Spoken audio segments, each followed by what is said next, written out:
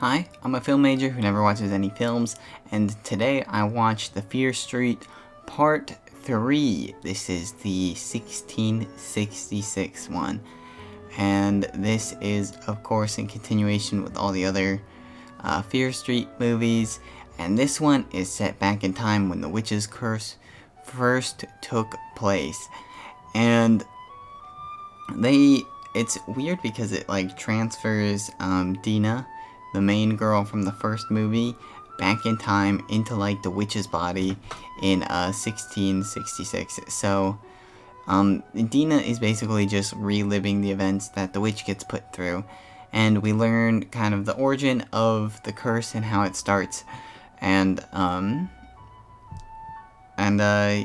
yeah, it's not anything super crazy. I don't know, it's very kind of boring because it's just set way back in time, back at the campgrounds, back when it was still just a little village, some,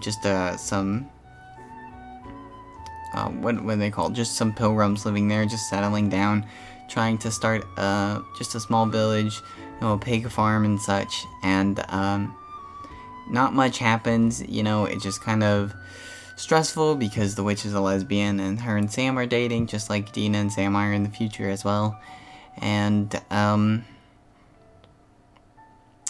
yeah, long story short, the curse gets laid, it gets started, and you learn, the origins of it and how to stop it.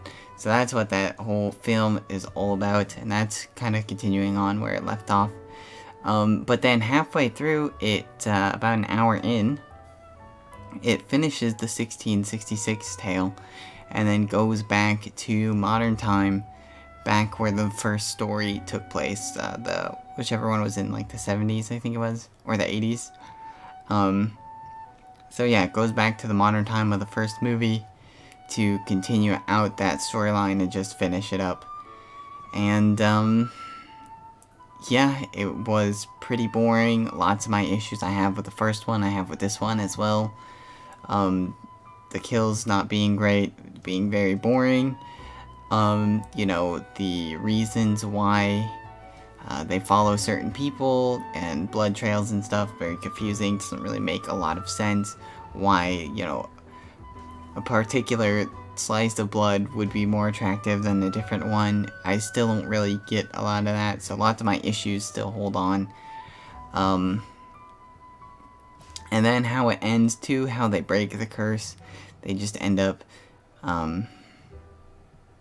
yeah, it's just very unsatisfying for me. And then of course there's a post-credit scenes where someone takes the book that the curse was started with again, and so there's going to be a part 4 later on down the line, probably around Halloween. And yeah, I don't know, I just thought this was a very boring series overall. This one I don't think is as bad as the first one, but it's not as good as the second one. I'd give it a 4 out of 10. I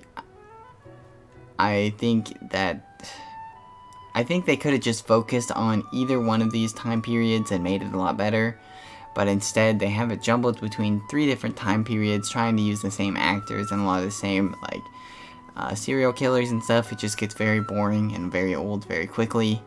And we've all seen mall scenes set in the 70s and 80s. We've all seen horror scenes take place there, and they're not really adding anything new or giving us anything interesting to the genre. So this is pretty boring to me and not worth watching the other two just to watch this one, I don't think. But yeah, 4 out of 10. So if you've seen this series or this movie, please let me know. I'd love to know what you think about it, especially someone else who's more interested into the horror genre.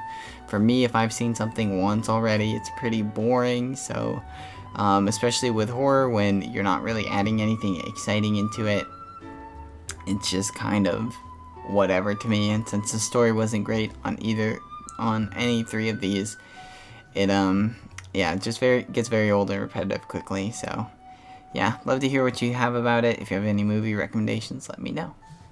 So yeah.